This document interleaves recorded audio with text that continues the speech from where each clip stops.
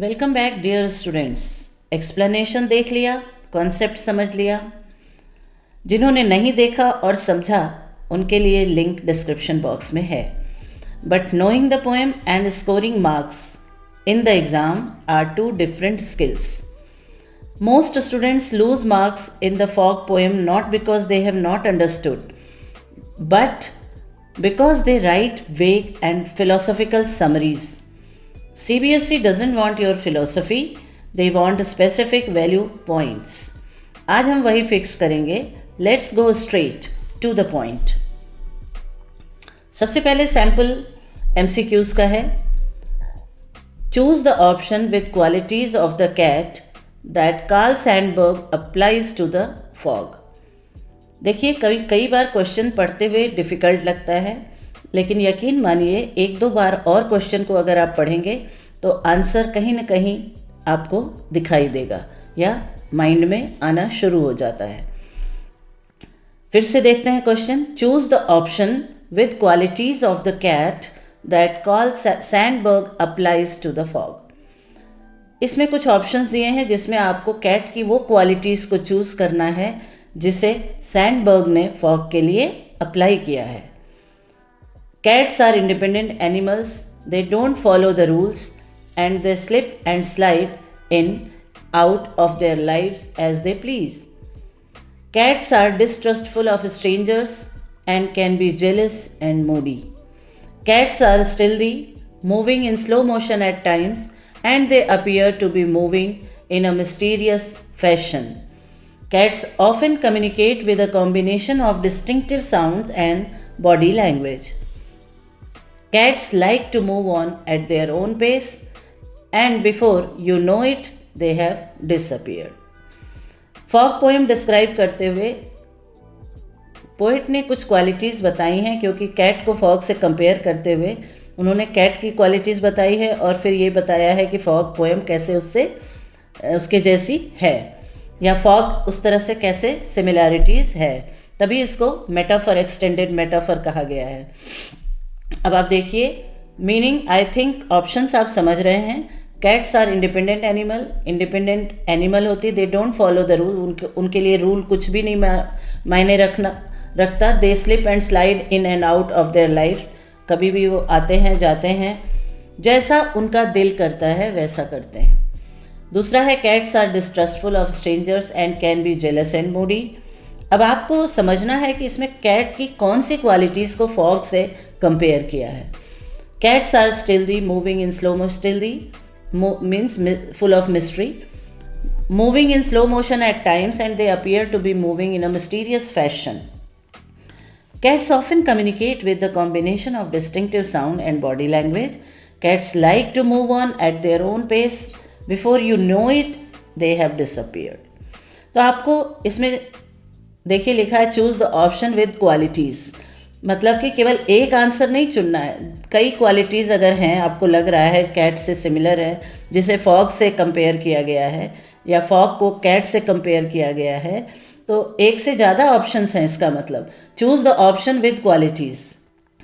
तो आप इसमें से सिलेक्ट कीजिए. आंसर डिस्क्रिप्शन बॉक्स में आप चेक कर सकते हैं. फिर है ए ओनली. अब देखिए जो तीनों ऑप्शन जो दिए हैं उस पर आपको टिक करना है, तो वही आपको आंसर में केवल करेक्ट वाले आपको लिखने हैं. No need to copy the question. जैसे ओनली ए, बी ऑप्शन है 2, 3 एंड 4, सी ऑप्शन है a 3 and 5 and D option is only 4. तो इसमें आपको जो सही लगे वही ऑप्शन आपको लिखना है. नीचे वाला ऑप्शन आपको करेक्ट लिखना होगा, पूरा लिखने की ज़रूरत नहीं है. दूसरा है which of the following adjectives convey the manner in which the fog arrives. मतलब कुछ एडजेक्टिव दिए गए हैं और बताना है कि किस तरीके से फॉग आता है. harshly, roughly, calmly, slowly, violently, angrily, excitedly. सबका मतलब आपको पता होगा. harshly, roughly मतलब बुरी तरह से, harsh, hard, rough मतलब कठोर, hard. दूसरा है calmly and slowly, शांत और धीरे से. तीसरा है violently and angrily, गुस्से में. तहस नहस या नुकसान करता हुआ।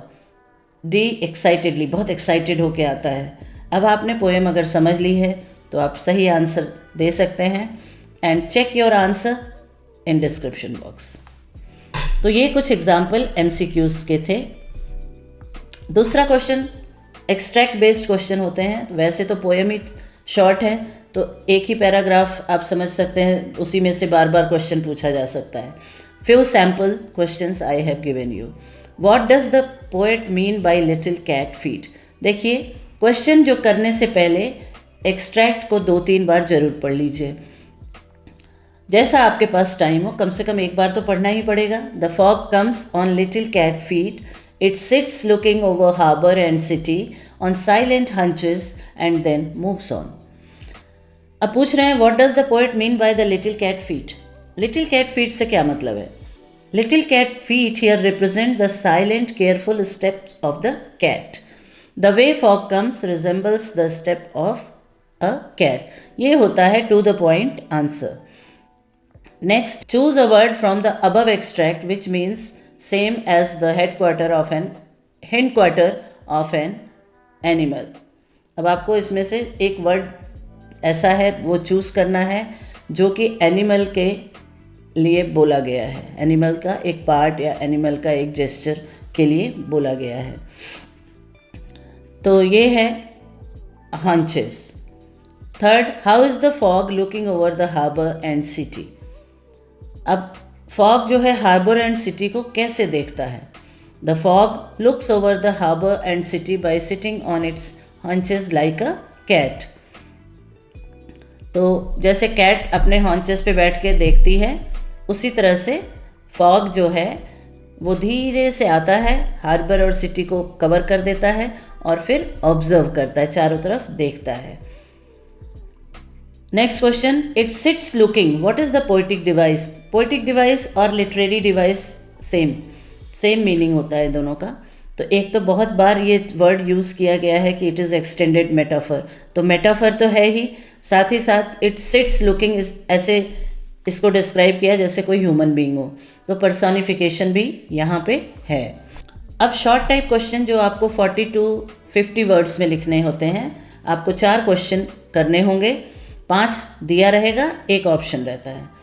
तो अब देखिए ये क्वेश्चंस मैंने सेलेक्ट किए हैं, ये बोर्ड एग्ज़ाम में पूछे गए हैं पहले, तो इम्पॉर्टेंट क्वेश्चंस हैं। Still is an important aspect of fog. Stay any 2 instances from the poem fog that suggest the same. अब आप आंसर पढ़िए, क्योंकि पोएम अगर आपने समझ ली है तो आंसर भी आपको समझ आ ही जाएगा। क्वेश्चन में समझा देती हूँ। स्टिल मतलब होता है कि ऐसा बिहेवियर जो सीक्रेट या क्वाइट हो, मिस्टीरियस हो। ये इम्पॉर्टेंट एस्पेक्ट बताया गया है। स्टिल जो है वो फॉग का एक बहुत इम्पॉर्टेंट एस्पेक्ट है। इसी को 2 एग्जाम्पल से आप बताइए। तो पहला एग्जाम्पल जैसे कि कैट से बताया गया है कि जैसे कैट जो है चुपचाप आती है, कोई साउंड नहीं करती है, उसी तरह फॉग भी धीरे से आ जाता है, उस पता भी नहीं चलता कि फॉग आ रहा है। द वे फॉग सिट्स, और जैसे कैट बैठती है वैसे फॉग भी जब कवर कर लेता है तो ऐसा लगता है कि कैट के जैसे चारों तरफ ऑब्जर्व कर रहा है, अपने हॉन्चेस पे जैसे कैट बैठ जाती है। तो ये है आंसर। अब आप इसको पढ़ेंगे आंसर, तो ये टू द पॉइंट आंसर है। थोड़ा बहुत आप और एक्सप्लेन कर सकते हैं अगर आपकी वर्ड लिमिट कम होती है। Why does the poet use the phrase silent haunches? Substantiate your answer with reference to the poem fog. Silent haunches के को क्यों यूज़ किया है, इसको एक्सप्लेन कीजिए, जस्टिफाई कीजिए कि ये जो है सच में सही किया है या नहीं। तो आप अपने व्यूज़ अपने वो डालिए इसमें। दूसरा है comment in details on the significance of the closing phrase of the poem. Next question जो है वो जो लास्ट में फ्रेज यूज़ किया है मूव्स ऑन, उसके लिए है। तो वो मूव्स ऑन का जो यूज़ किया है क्लोजिंग फ्रेज में, वो कितना जस्टिफाई किया गया है, मतलब वो सही यूज़ है, आपके व्यूज़ क्या हैं और किस तरह से आप उसे सही मानते हैं, तो आप इसे बता सकते हैं। क्योंकि फॉग धीरे से आता है, सिटी और हार्बर को कवर कर लेता है, जैसे कि कैट धीरे से आती है, थोड़ी देर ऑब्जर्व करती है, हॉन्चेस पे बैठती है और फिर इधर उधर देखती है। Like a stalking cat fog moves on, फिर धीरे से चुपचाप कैट चली जाती है। इसी तरह फॉग भी चला जाता है, तो इसीलिए मूव्स ऑन को यूज़ किया गया है। पोएट हाईलाइट्स द टेम्परेरीनेस, क्योंकि मूव्स ऑन जो है वो टेम्परेरीनेस को हाईलाइट करता है, और transient nature of the naturally happening fog, जो काम नेचर है, ये सारी चीज़ें जो फॉग में होती हैं उसको हाईलाइट करने के लिए मूव्स ऑन को यूज़ किया गया है। इसी तरह लॉन्ग आंसर जो हैं ये 120 वर्ड्स होते हैं या 100 वर्ड्स हैं, जैसा इंस्ट्रक्शन आपको दिया रहेगा क्वेश्चन पेपर में। In the poem fog the poet features the fog as animated. If you had to write a similar poem for one other natural phenomenon, which animal would you use to convey the characteristics of that particular phenomena? मान लीजिए जैसे poet ने fog poem में cat का use किया है, animated बना दिया है। अगर आपको कोई और नेचुरल फेनोमेना के बारे में लिखना हो तो आप कौन से एनिमल का यूज़ करेंगे कंपेयर करने में या एक्सप्लेन करने में? जैसे पोएम, अब पहले आप बता दीजिए कि पोएट, अब इसे लंबा लिखना है तो सबसे पहले आप फॉग के बारे में बता दीजिए कि जिस तरह पोएट ने उसे कैट से कंपेयर करके क्यों किया है और कैसे किया है।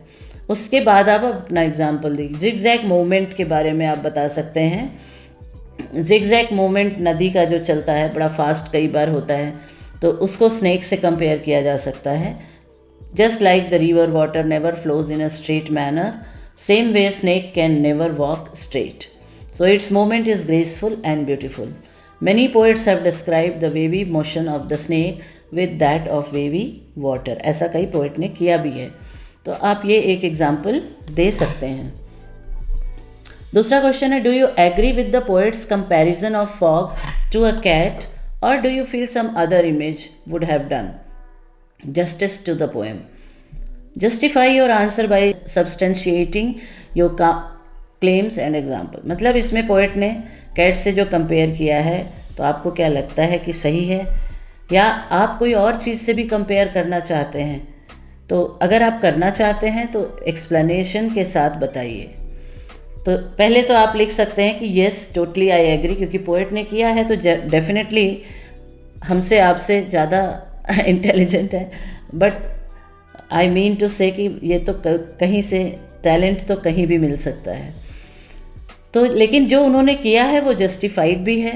पोएट ने जैसे कंपेयर किया है कैट से, तो ये सारी चीज़ें आप बताते हुए लिख सकते हैं। एनी अदर इमेज और animal would not have done justice. आप एक तरफ ये बताइए कि हाँ कोई और इमेज किया होता तो इतना सही ना लगता। How tell wild animals that do not have qualities that can be drawn out to be compared with a fog और the Asian lion and bear. मतलब आप बता सकते हैं, क्योंकि और भी एनिमल अगर करते तो वो बात नहीं आती। Both of these animals have a huge and terrible build, there presence can never be unnoticed. अगर किसी और को लगाया होता एनिमल बेयर या लॉयन तो उनका ज़्यादा इतना अप्रोप्रिएट नहीं होता, उनका आना जाना एनी वन कैन नोटिस। ठीक है। Moreover the loud roar of Asian lion and black colour of the bear can easily attract everybody's attention. क्यों नहीं उनका क्यों नोटिस होगा ऐसे एनिमल का, वो कैरेक्टरिस्टिक देते हुए आप समझा के बता सकते हैं। तो ओवरऑल आप एग्री करते हैं तो येस विद एक्सप्लेनेशन, पहले बताइए कि क्या क्या किया। इस तरह से आंसर को बड़ा किया जा सकता है।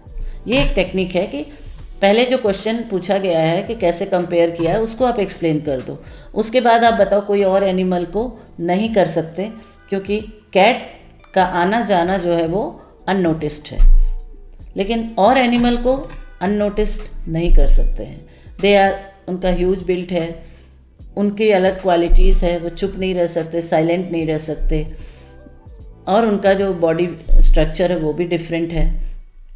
तो इसीलिए ये जो कंपैरिजन पोएट ने किया है दैट इज़ एप्रोप्रिएट। तो ये था फॉग पोएम का के कुछ critical questions with answer. Remember one thing, your board exam examiners are not looking for long stories. अगर आप सोचते हैं कि खूब पेज भर देंगे तो मार्क्स अच्छे मिलेंगे, ऐसा नहीं है. They are looking for specific technical keywords, जैसे कुछ कीवर्ड हैं जो आप आंसर में यूज़ कर सकते हैं, extended metaphor, transient nature etcetera. Answer को प्रिसाइज रखिए, don't fluff it up. If you can use these terms correctly, you get full marks. That's it. And if this video helped you, please do like, share and subscribe. See you in the next video.